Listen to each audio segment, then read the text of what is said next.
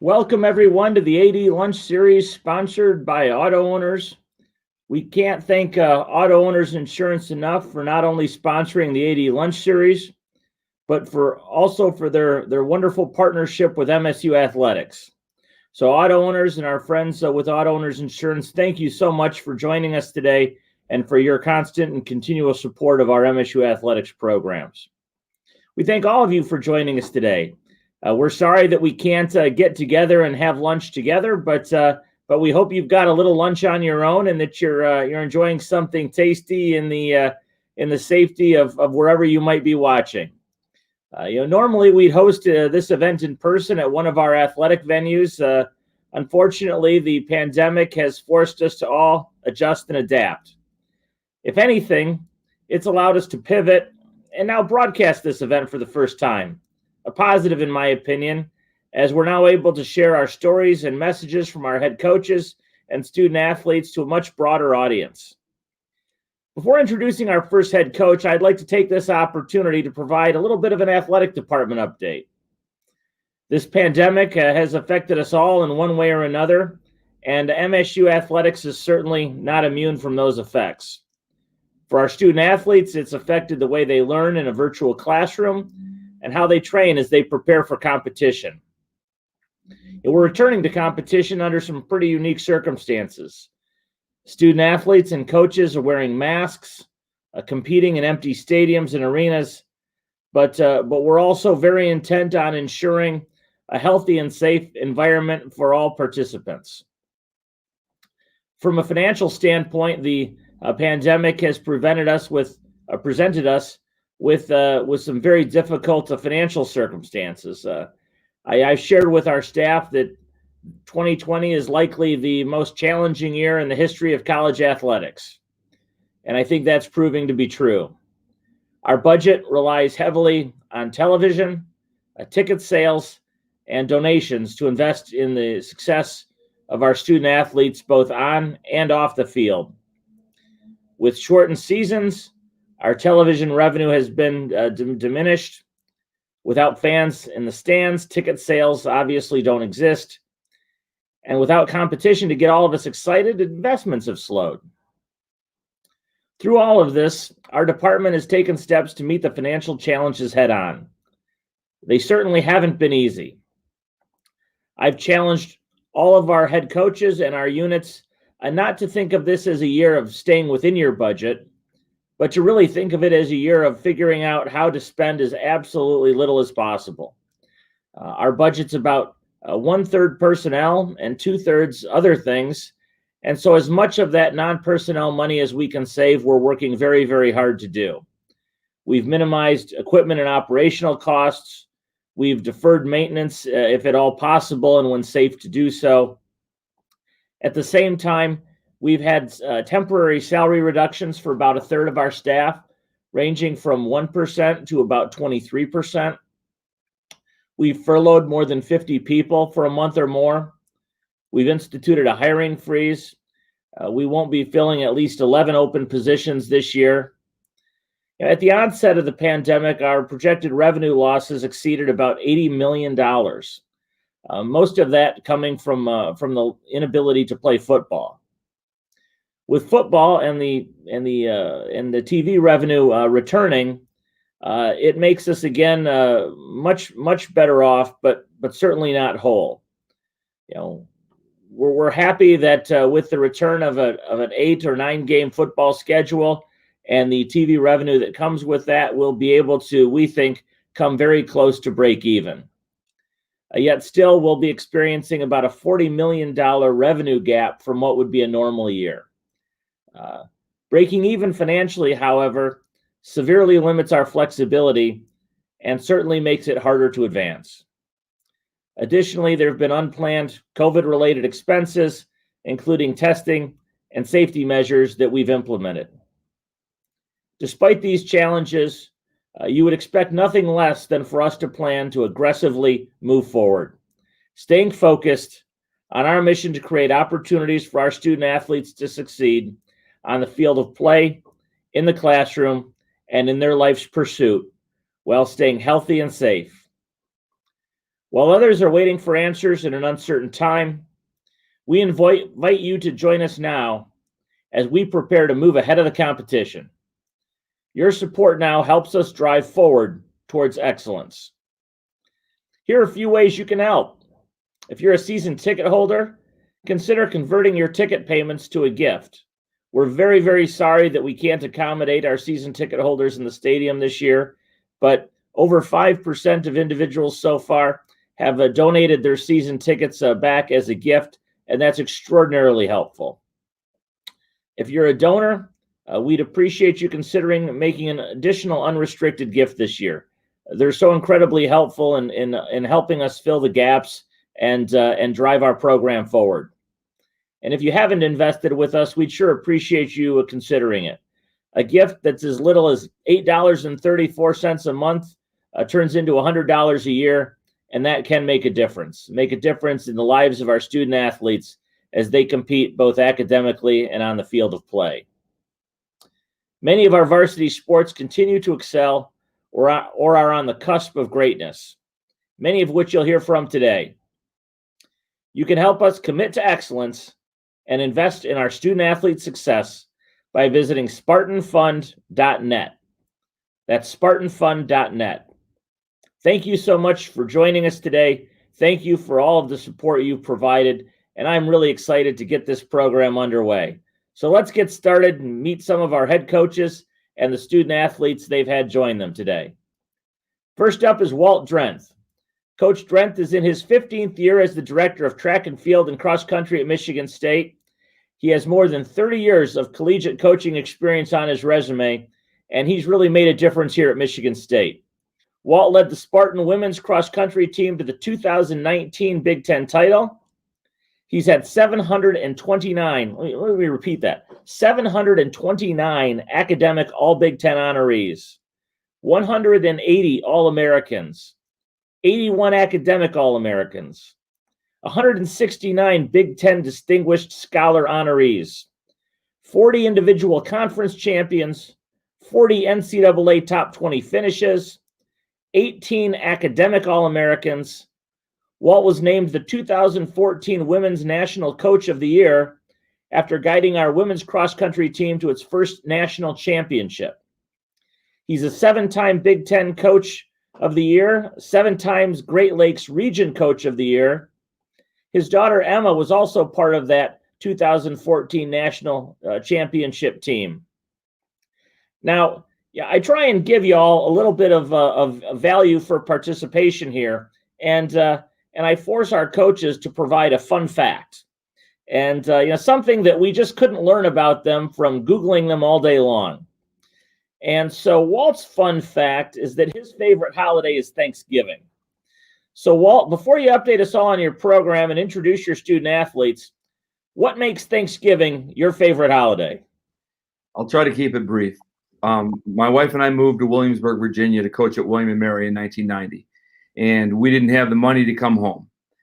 It was our first Thanksgiving away, and we were kind of on our own. We had a few family members join us, and it occurred to us that a bunch of athletes didn't have anywhere to go either. So we ended up having a house full of people. I grilled turkeys, and since 1990, we have had a house full of people, many of whom are our student athletes. Now we host, under normal circumstances, we host people from campus, maybe international students, and we've had an array of people through our house at Thanksgiving. It's always just been a joy to be able to meet new people and to bring people in that maybe don't otherwise have a place to go. Just kind of turned into a blast for us, and we'll have as many as 30 to 35 people on Thanksgiving in our house, and so yeah, it's something we really look forward to, and I suppose my favorite holiday. Excellent. Walt, tell us a little bit about the program, and then we're excited to hear from your students. Yeah, I think we're going forward. We've had to change a few things, obviously, with our pandemic and COVID. But for the most part, I think we're trying to create as much normalcy as possible for our student athletes. We try to meet with them every afternoon for practice. We're going through time trials, and there are a couple of open events that they can participate in mid-late November. So we're just we're just trying to move forward. Our women are preseason ranked in cross country, I think fourth in the country. Our men are perennially a top 25 team. I think they're very good.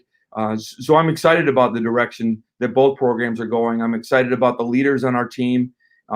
It's been an interesting fall. I'm excited for our track and field team with our men and women jumpers, throwers, sprinters working every day, and the leadership there has been fantastic. So it's been a lot of fun to watch them sort of embrace a challenging situation for sure.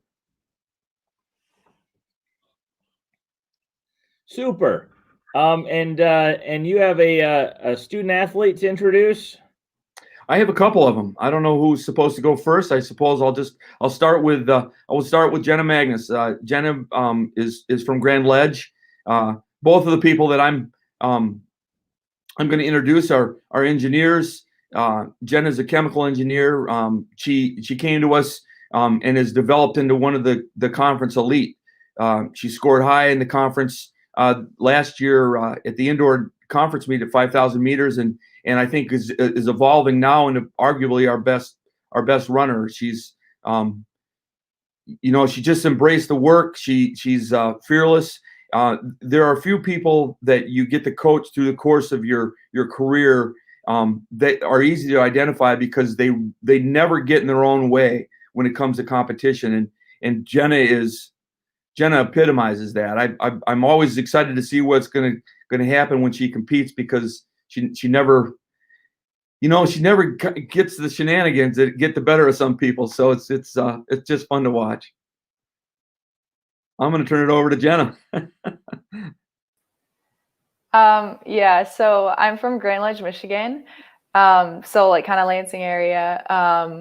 So I guess, Michigan State's always kind of felt like home. I grew up going to all the football games and stuff like that. So then when the coaches reached out to me and asked me to take a visit, I was like, MSU is a great school academically. Like they have a great team. Yeah. So, and then once I came here for my visit and, saw all the girls that I would be surrounded with as my teammates and the coaches and the athletic training staff, that was when I really knew that like I wanted to come to MSU and be a part of this program. And then once I got here, I never really imagined that I would have the experience that I've ended up having. I came in and I was injured. I didn't race at all my first cross country season. But I did go to like the national championship meet and I saw all those girls competing at such a high level. And it was just really inspiring to me. And I was like, I want to be a part of that. So over the course of that year, I just feel like I worked really hard and I ended up running a really good race in the spring and track. And that was when everything kind of clicked for me, I feel like. And I was like, wow, I can really accomplish something cool here in my career. So over the course, pretty much the next year, I just worked really hard and trusted the coaches and connected with my teammates. And suddenly, like, I was running with the top group for like our top training group. And I was like, whoa. So, yeah, I'm just so thankful for like all the experiences that I've had, in my time here at MSU. And I just feel like I've grown so much as an athlete and a person. And I have another year of eligibility after this one. So I'm really excited to see where that takes me.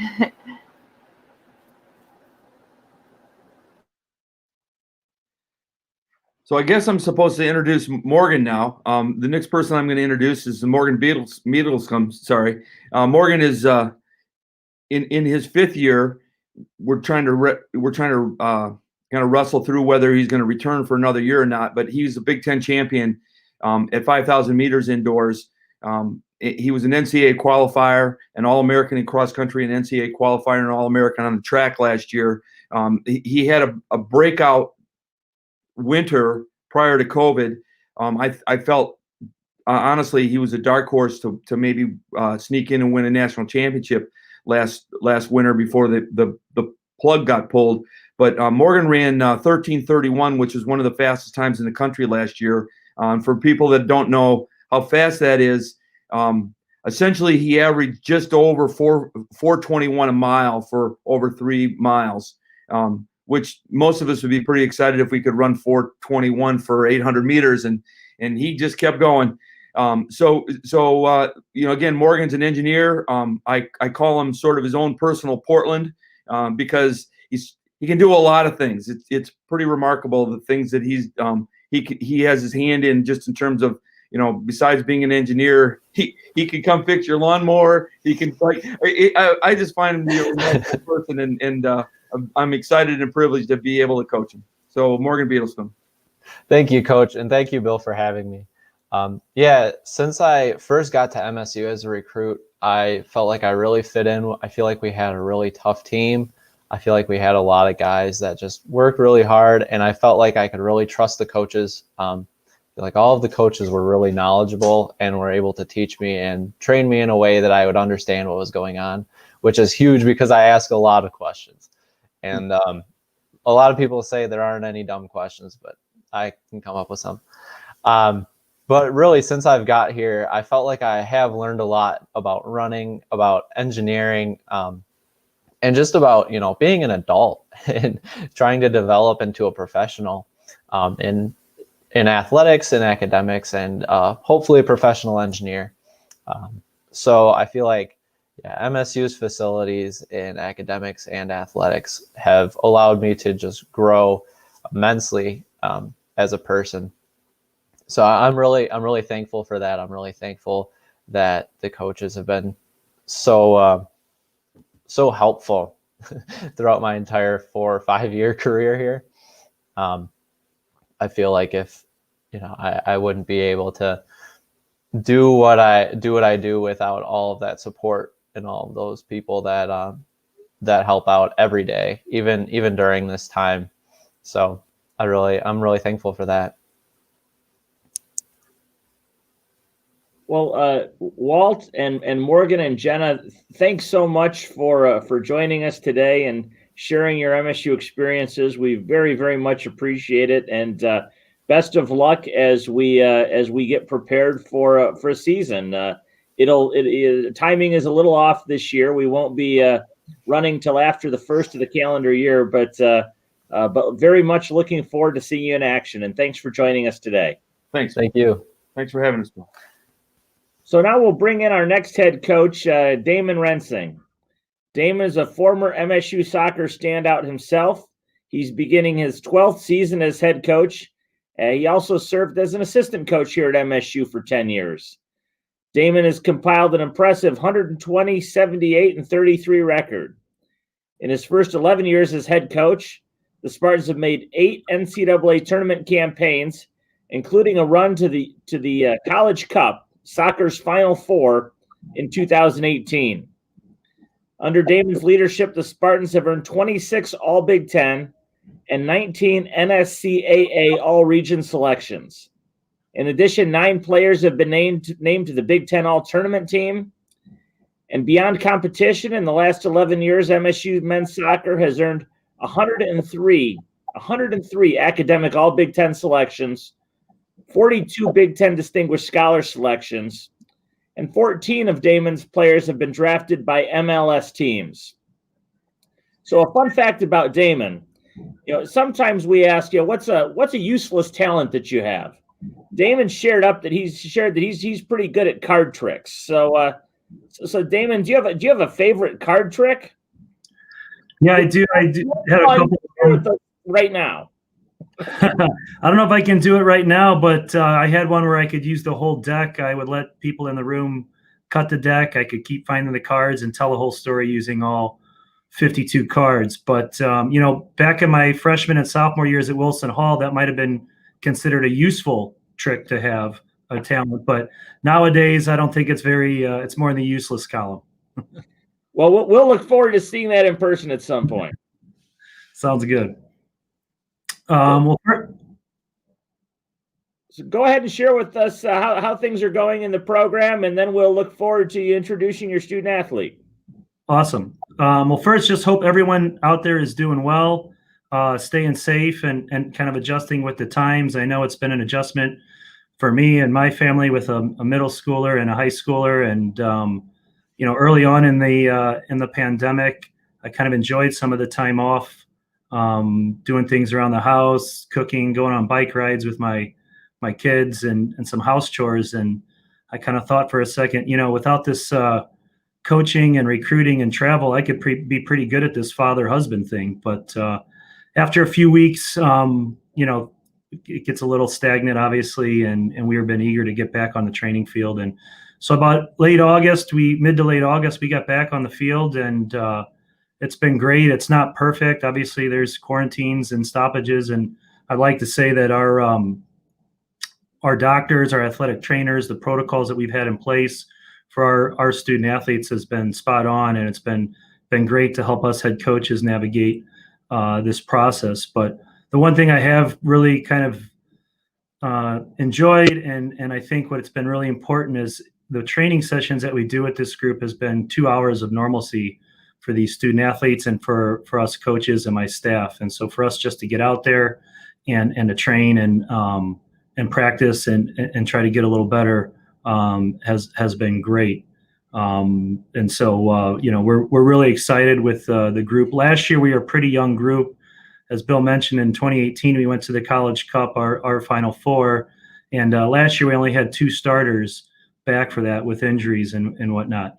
But this year we've only got a couple seniors. We've got a really good group, so this team should be intact for the next couple of years, and we're really looking forward to it.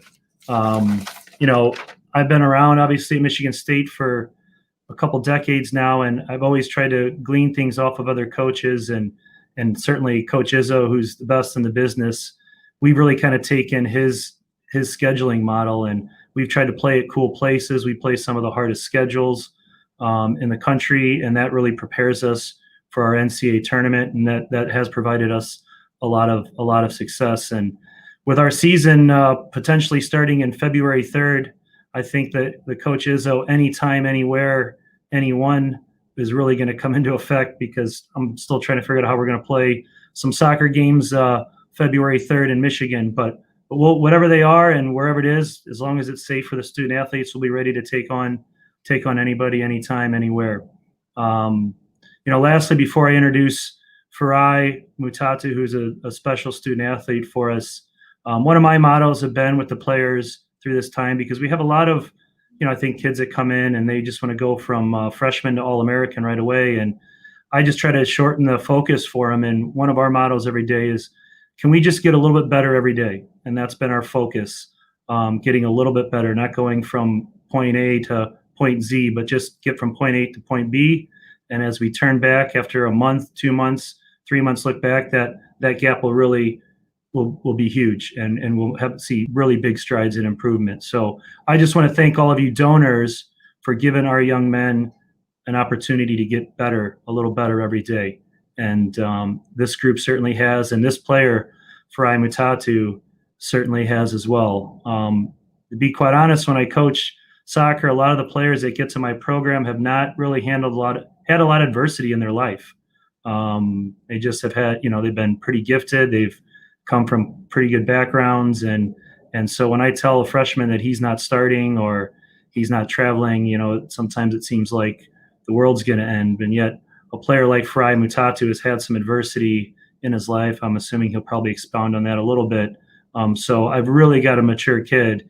And so when I told him maybe he's not starting as a freshman, he just put his head down and started working and handled that adversity. And soon enough, he was starting as a freshman, started last year. He's from Hazlet. If you get a chance, there's a Lansing State Journal article about Farai and a few of his friends who have tried to help with the Hazlet school community on social change and becoming more inclusionary with everything that we do. So he's a special player, but certainly even more a special individual off the field on how he handles himself in the classroom, in the community. And so we're very, very fortunate to have someone like Farai. Hello, everyone. Thank you, Coach Damon, for the intro, and Bill for having me. and giving me this opportunity to speak to y'all today. For those who don't know me, like Coach said, my name is Fry Mutatu. I'm a forward here on the men's soccer team. And just a little bit of my story. I'm a local kid, grew up in Haslett, Michigan, but I was originally born in Zimbabwe. My parents migrated to Michigan in 2006 in pursuit of a better life for the family. I'm the third born out of 4 kids in the house, with 2 older brothers and 1 little sister. Living in Lansing, I grew up a huge Michigan State fan. When I started getting into soccer around 8 years old, one of my favorite things to do was to come to the Martin Stadium and watch MSU soccer legends like Cyrus Sadie and Fatai Lashi. And so, I didn't grow up wealthy. My parents, being first-generation immigrants, my parents worked really hard to give us the best life possible.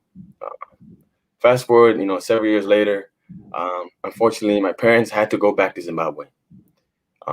And due to reasons out of their control, were not able to come back, leaving my 22-year-old brother to take care of me and my little sister. I remember seeing how hard my brother was working to take care of me and my little sister, and my little sister not being able to see her parents. And I remember making a promise to God and saying that I would do anything in my power to just give my family a better life. We trusted God in prayer, and we clinged onto each other more than ever as a family.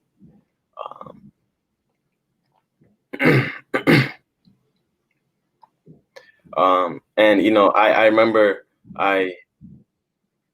fast forward, it's my sophomore year in high school, and recruiting started for colleges. And I remember my very first call was from Michigan State University.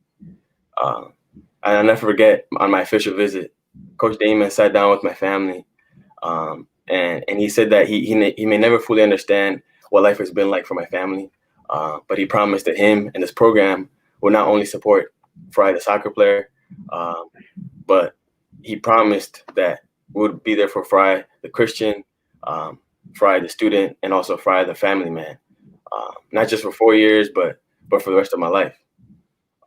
To this day, now as a junior on the men's team, I'm a witness to the truth of those words that he spoke that day. This program has not only been a place, where I've grown as a soccer player, but a place where I found who I truly am. I've learned through success, being part of a team in 2018, like Coach said, to reach the Final Four in over 50 years. And some of my greatest lessons have also come through losses, teaching me to wake up every day, to work on your craft until you see the results that you want. The bond that I have with my teammates and my coaches is one that I'll have, for a long time, and I'll cherish for a lifetime. So thank you to all of you, donors, coaches, athletic directors, athletic trainers, for you. You haven't just invested in this program, but you invested into me. That same kid who was inspired by this program now gets to put on that jersey and play under the lights, and hopefully inspire the next generation of students and people and kids. This is truly a Spartan family, and that's why I give my absolute all to this program, because I want to leave it better than I found it, and my time here has prepared me for whatever comes next in my life, and whatever challenges I face, I know I'll be prepared and I'll be ready. So my gratitude for all of you who have invested, who have given. It's too great to just express it with my words. So I'll just continue to show it on the field and off the field. So thank you guys, and thank you for everything. Thank you, Spartan family. Go Green. Go White. Thanks so much, Damon, and thanks, Farai, for those really extraordinary and inspiring words. So look forward to seeing you all have a chance to play after the first of the year, and we'll figure it out. We may need some warm coats. You guys will be warm on the field, but we're looking forward to a great season. Thanks so much for joining us. Thanks, Bill. Thanks for having us. Thank you. So our next coach is Helen Knoll, our field hockey coach. Helen's entering her 10th season as head coach, her 15th season overall at Michigan State. Helen guided the 2013 Spartans to the Big Ten Tournament Championship, following that up with an Elite Eight appearance. Under Helen's leadership, the MSU field hockey team has produced 17 All Big Ten selections, 11 regional All-American honors, 3 national All-Americans. For 15 consecutive years, the program has been recognized with academic team honors by the National Field Hockey Coaches Association. In addition, Helen has coached 114 academic All Big Ten selections. Helen was born in Scotland, came to the States to play field hockey at Kent State University, and we're thrilled to have her here at Michigan State as our head coach. Fun fact about Helen, one of her pet peeves is loud chewers. So happily, this is a fine event because all of you are on mute. So regardless of how you're chewing, we can't hear you. So with that, I will turn it over to Helen to tell us a little bit about how her team's doing and to introduce her student athlete. Helen, thanks for being here. Yep, thanks, Will, and thanks for having me today. Just like our previous coaches have already spoken to you all, this has been a different and challenging couple months for, I think, all of us, but I cannot credit my team and my staff enough, and obviously everyone in the department for preparing us for coming back. Just to give you a little update where we are, the team obviously left in March and they reported back to start early September with training. We've been going strong. We had our first full practices last week, having the whole team back, which was awesome. It was a really great thing to have all 24 players back. We welcomed 7 freshmen in August, and that was a bit of an adjustment getting them here. We've got 3 international students that came in, so making sure that they could actually enter the country, that their visas were valid, and never mind just helping them with the movement of trying to travel alone for the first time. Parents couldn't come with them. My upperclassmen did a fantastic job of really helping and being their family away from home when they arrived. So we've been practicing daily Monday through Friday, and I think as Walt and Damon have both mentioned, it's been great to have that sense of routine and something that's normal in our lives. So I know I look forward to getting to training every day, layering up, trying to stay warm while we're out there. We're similar to Damon. We're planning to play our 2020 season starting sometime in 2021, probably in March. This year I have 6 seniors, and of those 6, 2 of them will be graduating in December.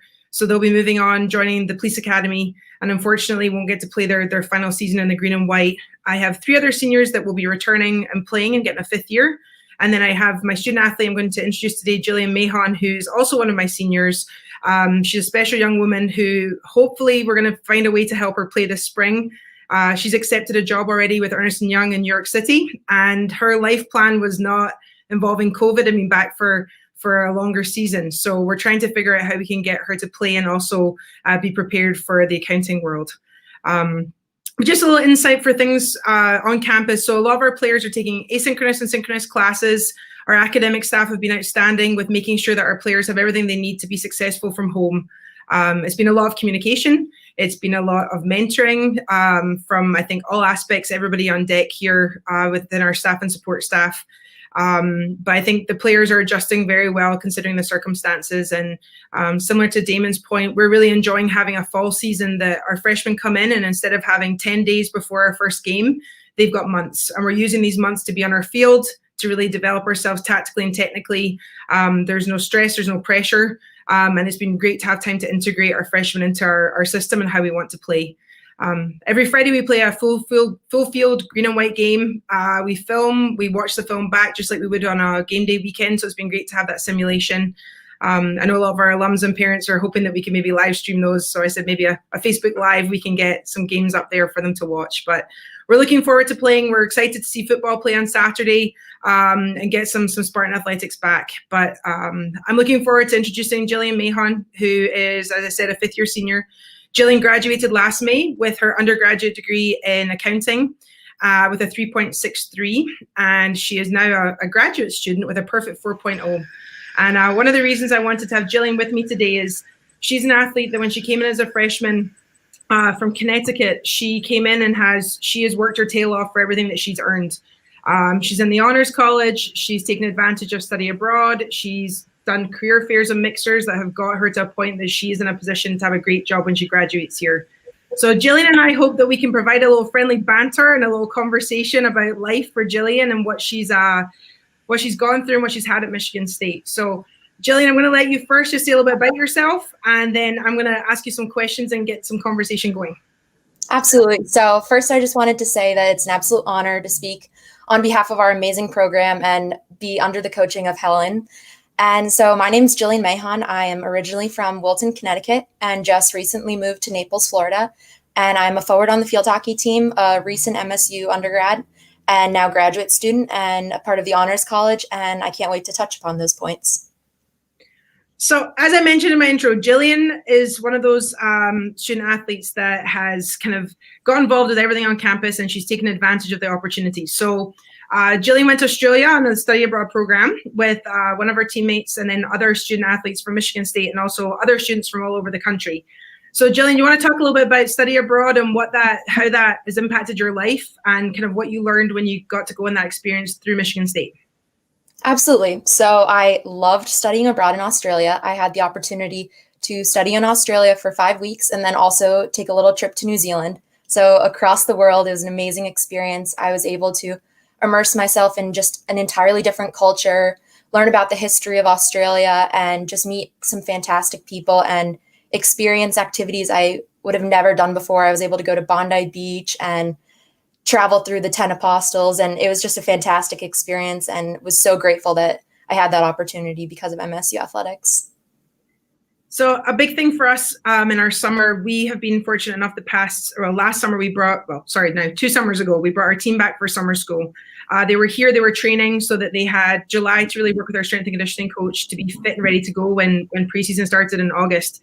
Jillian, however, last year was interning in New York City, and we talked about it, and obviously the pros and cons, and this is life, and this is the next step in our life. So Jillian, and this is part of her character and a credit to who she is, she was up at the treadmill at 5 a.m. getting her runs in, finding opportunities to play hockey while she had to put in a 40 to 60-hour week as an intern.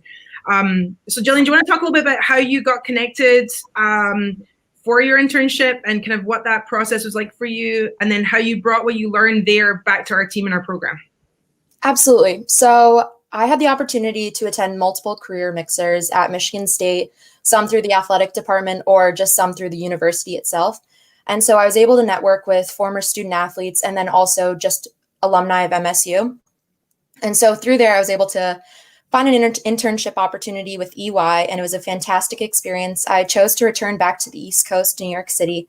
And through my internship, I really learned about time management, organizational skills, communication, and then just the basics behind leadership and developing personal character and growth.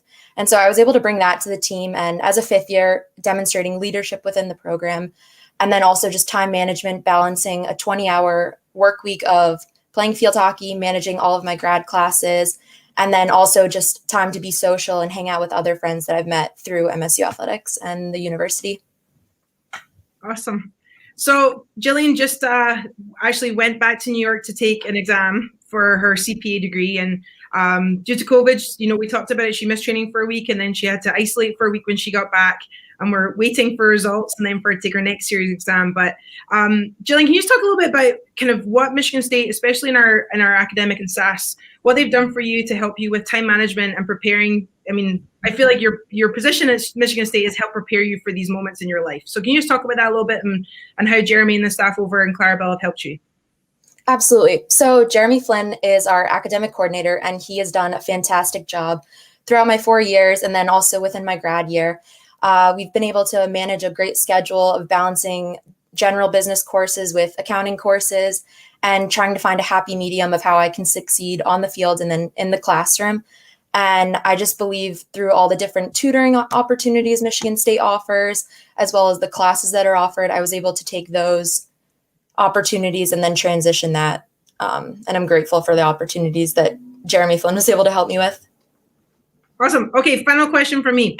Tell everybody what's something that you've learned about yourself, because for those of you that don't know Jillian, she is a planner and she likes to have a plan and a schedule and know what's going on, and COVID has not allowed that to happen as of recent. So what's something you've learned about yourself in a way that you've grown in the past couple of months? Absolutely. So I just think being flexible, obviously with COVID, we've had to go through various quarantines, different scheduling tactics and then also training tactics. And I think just being flexible, knowing myself that even though I'm a planner, I have to be open to new ideas, new plans. I believe that that's really impacted me, and I've grown as an individual through that. Awesome. Well, thanks, Jillian, for joining today. And I just want to say thank you to all of our donors and Spartan fans that are with us today. And thanks to Bill for his leadership. I wish we could all be in person, but we're going to have to deal with a screen for now. So thank you, and go green. Well, Helen and Jillian, thanks so much for being with us today and joining us on the call. We talk literally every day about making sure that our student athletes have every opportunity to be successful on the field of play, in the classroom, and in their life's pursuit. And Jillian, you've taken all of the opportunities that have been available and really have made the most of them. And we're so proud of you and your future career, and we'll look forward to good things to come. So thanks so much for being with us. Thank you. So our next head coach really needs no introduction, and I suspect all of you can articulate his accomplishments as well as I can. But we'll add a few onto the list here. Tom Izzo enters his 26th season as our men's head basketball coach, his 38th season overall at Michigan State, a 2016 inductee into the Naismith Memorial Basketball Hall of Fame, 22 straight NCAA tournaments, which I think we all just take so much for granted that'll happen every year, and I think have no appreciation of how truly extraordinary that really is. It's just beyond imaginable, the consistency of excellence. 16 Big Ten titles, 8 National Coach of the Year awards, 8 Final Four appearances, more than any coach in Big Ten history. National championship in 2000. Tom's the winningest coach in MSU history, the second winningest coach in Big Ten history. He certainly defines what Spartan will really means, and that was true at the start of his career when Judd refused to hire him several times and he kept fighting for a job. So we're thrilled that Judd eventually conceded the point, and Tom has been with us ever since. So a fun fact about Tom. He developed that great Yooper work ethic working for his father and grandfather at Tony Izzo and Sons and Grandsons. So, Tom, before you update us on how the team is doing, what were your job responsibilities up there working for your father? Well, Bill, first of all, thanks for having me, and to all the people out there, thanks for being a part of the show. It's not the best way that we can spend time with you, but it sure beats the hell out of the any other way of doing it. I can do a lot of things, Bill. You'd be surprised. If you got a coat, I can put a zipper in it. If you got some carpeting, I can lay it. If you need an awning or a carport, I can do that. I wouldn't be the least bit surprised. You can do it all. Well, I don't know if that's what it's all, but it was a shoe repair. It was called Tony Izzo and Son Shoe Hospital. It's where you went to get your shoes fixed. Now people just throw them away, and get a new pair because they're all plastic. But it used to be a lot of leather, and learned a lot of my trade from my grandfather and then my father. It was a family business. There were, I think, 17 grandchildren that worked there. Wow. And I started working when I was 12, and I worked every summer from then on because that's what you did in a family business. But I think, through my dad, it really helped me get the work ethic that I think it takes to work the kind of jobs we got to work here with the hours you got to put in. So, it was a labor of love back then. And now I look back on it and, it was one of those things that I think helped mold me into, what I've become, good or bad. A Yooper that, I feel like the Clampetts going to Los Angeles. I went from the UP to East Lansing, and it's been very good to me. Go ahead. So tell us about you've started practice now, and we've got a healthy group, and I was excited to spend some time over at practice last week and see the guys in action, and a tremendous amount of energy and excitement. And so tell us how things are shaping up. Well, as you know, it's been the strangest year of all. And I must say that, we're all trying to figure out how to get through this. My meeting this morning was more about, what's the arena going to look like?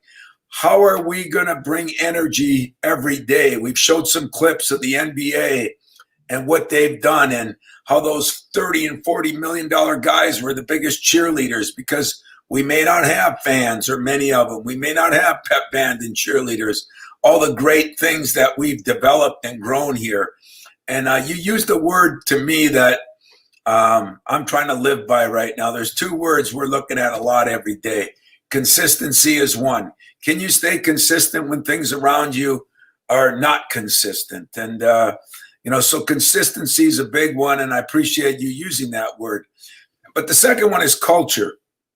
The culture is something that, we developed early. We try to live up to it. I was talking to Mel Tucker yesterday about, him developing his culture. When Mark D'Antonio was here, it was his culture. When Ron Mason, it was his culture. Nick Saban. I mean, you go back over the years that I've been here, and I've had some incredible people to learn from, along with a million players, to this day, whether it be the Mateen Cleaveses or the Steve Smiths or figuring out on Magic Johnson. I just talked to Kirk Gibson the other day. He's given me a lot of things, Gregory Kelser and, of course, Draymond Green and Zell and all the people, the years that just have just come and gone, it seems like. But Cassius, the latest guy, and Xavier, who have done so much for our program, they followed in that culture. And I think sometimes the beginning of the year, we talked about this is a year you can lose your culture or we can build on it. And I say you lose it because there's so much going around outside world right now. There's so many distractions, from presidential races to the COVID to nobody on campus. I mean, you and I, Bill, we sit here, look out our windows, and it's a ghost town right now. Mm-hmm. But I think around the corner, some positive things are going to happen. It's been a tough 3-4 years, and yet I think there's a lot of positive things that our players, our alums, our donors, they should all be excited because, it is football weekend finally. It's football Saturday coming up in a couple of days. And, I did talk to Mark D'Antonio this morning. We talked about the passing of our good friend Peter Secchia, who's done so much for this place. I had a meeting with Mel yesterday. Him and I talked about, how exciting it is to finally get to play. Going to be different, going to be strange, but it's going to be exciting. And so I'm just as excited about my team. But right now I'm kind of focusing in on football myself because how football does, I think, is also going to have, a lot to do with how our season goes.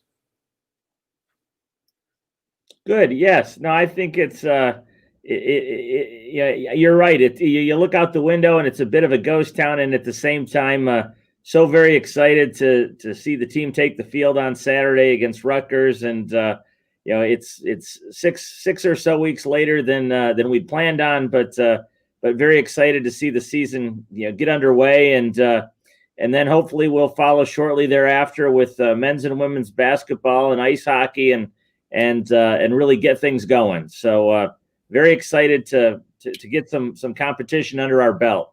Well, I think we all need it. I think everybody talks about the mental health of the players, and I think it is very true. It's one of the things that we've delicately walked around, tried to plan practices, some meetings, trying to find some activities that we can still do with staying social distancing and wearing our masks and all the protocol that we have not only from our president, but also from our state. So we're adjusting to all those things. They're different, but they're not insurmountable, and I think that's the key is that we have to move forward.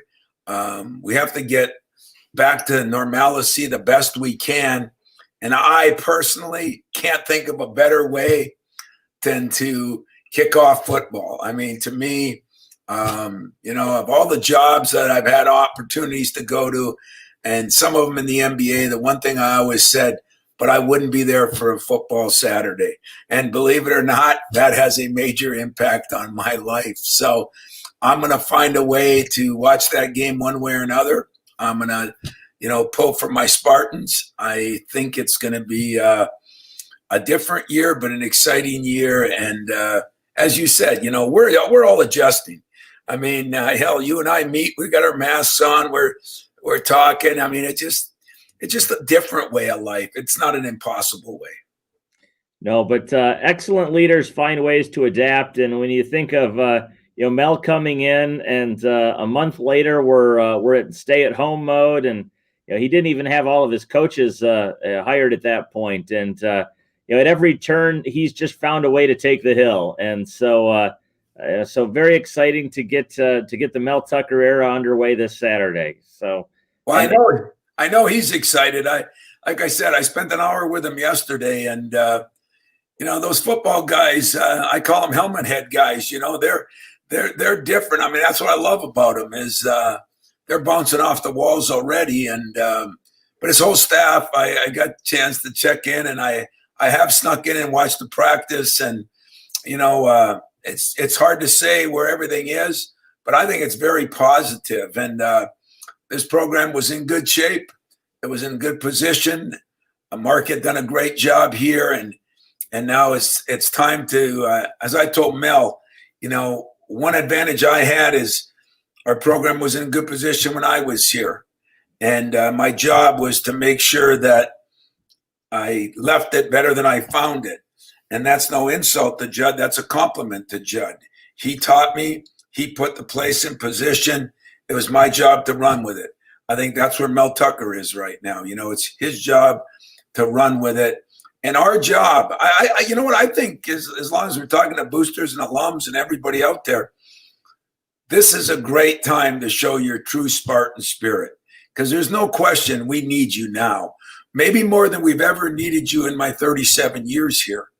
And when I say that, I say it with pride. I really do. I can't wait to prove to you that we can fight through some adversity like good Spartans do, but we need your help too. And we need your help in every way, and maybe the biggest way, even though financially is always important. We need you as true Spartans. We need you supporting us, supporting our student athletes, supporting our university. And that can be by word of mouth. So anytime you get a chance, drop me a note, drop Mel a note, drop us all a note, because we're going to try to do on the field and on the court things that make you proud when you're at the, getting coffee, or at a restaurant at lunch, bragging about your Spartans. Hopefully we're going to give you something good to brag about. So, Tom, we've got one of your guys that is kind enough to join us for a few minutes today, and someone certainly worth bragging about. So, do you want to make that introduction? I will. It's been interesting because we have Foster Loyer, who was a high school superstar, and right here in the state of Michigan, Clarkston, Michigan. And Foster, had to do what everybody has to do. There's a process in basketball and in football and in all sports, in fact, in all aspects of life. And, what you do, the process is you come in as a freshman, you learn, you grow, you this, you that. Well, in basketball, with all the one and done stuff, they act like that's the norm. The norm is to grow through the process.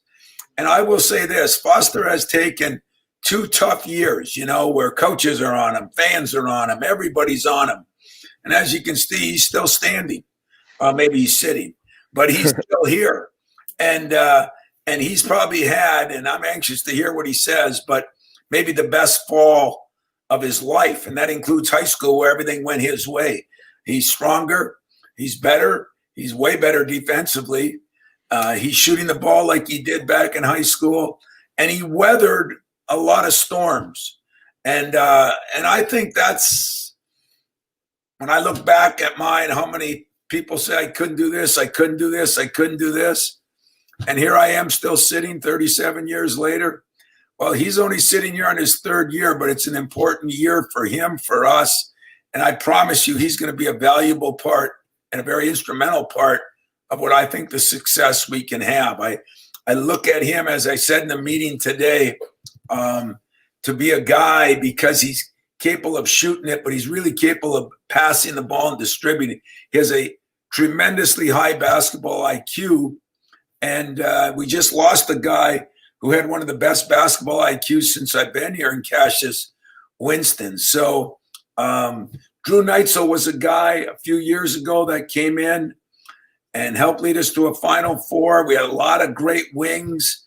I think he would tell you, and maybe he'll tell you, that we've got a lot of good wings, right, Foster? And we just need a quarterback to direct them. And we've got some guys we're working in there, but none has played better than he has this fall. So, Foster, tell me first about the adjustment from high school to college. Since you went from a good guy, good coach in high school to a jerk in college, how's that adjustment been? Well, I think you hit the nail on the head as far as, it really is it is a process. It's something, a lot of the NBA guys want to clone the saying, trust the process or whatever that might be. But I think it's just taking it day by day, making sure each and every day you approach with the mindset of getting better, with the mindset of, growing not only as an individual, but helping those, around you grow as well. And I think that's something with the culture that we have here on our basketball team and at Michigan State is really, being that great teammate, being the guy that's there for others when they're maybe down, and helping them in whatever way they need help, as well as helping yourself. Well, that is a very good answer, because we've talked a lot about teammates helping each other, because there's going to be times on the floor, whether we're home or away, where there could be just 15, 20 of us pulling for one another. I talked earlier, Foster, about the way we looked at the NBA and how those LeBron was on cheering, and we're going to have to be doing that. Nobody's been better at that than you, but I think what you've brought is this ability to help other people. And I think I've always say great players play great, but elite players make other players great. And I think you do it with your voice, and now the objective is to do it with your game. So how do you think you can get some guys involved and really take that to another level with some of the talented wings you have, of course, like Aaron and Gabe and Rock and now Josh? Keep our fingers crossed that his health stays well, but those four guys are electrifying at times. Yeah, I think we have a lot of great pieces this year. I think we have a lot of interesting pieces that not everyone's been able to see yet. And I think for me going forward, being a point guard, and it's really my job to put those guys in their best position to succeed. So whether that's knowing their tendencies or knowing where Gabe might want the ball pass versus where Josh might want the ball pass, I think it's up to me and the other playmakers on our team to really put those guys in a position to win, because ultimately putting them in a position to win is going to help our team and help our team win. And that's really all that matters. So tell the people how you've dealt with the COVID, how we've dealt with it as a team, from the first maybe Zoom meeting back home to the Zoom meeting, once you got here, to the meetings out on the patio because we weren't allowed to be, inside, and the adjustments you made of maybe, working out one-on-one and then kind of getting pods or groups, and finally we're all together. So why don't you share how strange, how unique, how different, but how you've adapted to all those things? Yeah, it has been a process. I think it's weird to look back and think that it's been going on for 6 months or so, because I look back when we first had when everyone got sent home from campus, when we were meeting as a team on Zoom or FaceTime or a couple of weeks, and just talking just to be with our guys, to being able to come back in the summer and start being able to use the gym and the weight room again finally. And then I think it's just been a gradual process from there. We're finally back to being able to do things completely as a team. It's been awesome to be back as a full team, being on the court together. We had groups in the summer where we could only do things with a third of the guys, and we just rotate and rotate until everybody got their chance to be in the gym. But I think it's been a process, like you said. At one point, when we were in quarantine, whether it might have been for going home or whatever reason, there was a point where we're all going and shooting outside at an elementary school. So I think it's been different from that aspect. But at the same time, it's just approaching each and every day with that mindset of you're going to do whatever it takes for you to get better as a person, but also to help your teammates get better. Well, a couple other facts before I let you go. Foster might be our best student, if not our best, one of our best. I think you're carrying a 3.6, 3.7 and not easy classes. He's done an unbelievable job academically. And, I think the other thing that you've got going for you got 2 Big Ten championships under your belt, don't you? Yep, 2 for 2 so far. Got a Final Four under your belt. We think we could have had another one last year, but you got a Final Four under your belt. And now, instead of being a small part of it, you're going to be an integral part of it. How exciting is that? How much are you looking forward to it? And how do you balance your academics with your athletics as well as you do in school? And I want to tell the people out there, the worst thing to do as a coach is to get players smarter than the head coach. So I'm going to quit recruiting guys like you pretty soon because that interferes with my intelligence a little bit. Well, as far as going forward with this season, playing behind Cassius these past 2 years has been great for me from the standpoint of learning from him each and every day, seeing the things that he does and the things I need to improve on. But it's also been tough, as everyone know, you're not always going to have the ideal playing time or whatever that may be for yourself. But going forward through this year, I'm just excited to be out there, really contributing for my team. I just want to do whatever is going to help our team win, because ultimately that's my goal. I think that's our team's goal, to make another Final Four run, but ultimately go win a national championship. And as far as that goes, I think it's been awesome having these fall practices, and then now that we're full go, I think those have been really great for our whole team. It's been great to have a guy like Josh back and see him healthy out on the court. And I'm just really excited as far to get the season going, and with the football season starting Saturday, that's exciting as well. Well, I do want to thank you for spending some time with us. I know we're going to kick it back over to Bill, but I'll close it out by saying for all of you student athletes that are watching, or all you alums, or all the great donors that we have, this guy's going to represent you all well. And he is going to learn that there is a process in life, and it's not always been easy. You don't come from where he came from as well as he's played and sit behind a guy like Cassius. But I don't think he just sat. I think he learned, and I think he kept his mouth shut. He did his job. And now for me, he's the kind of guy I got to pull for, because I was in the same boat at one time, so I appreciate it. So to all you boosters out there, all you alums out there, Bill, I want to thank you for having us. I want to let you know that, it's time we're moving forward. I mean, we are moving forward. I'm sitting here looking at a beautiful new addition to Mun Arena that we're still working on right outside my window. I'm looking across at our football facility, and a new addition that's been brought up. There's some cranes in the sky.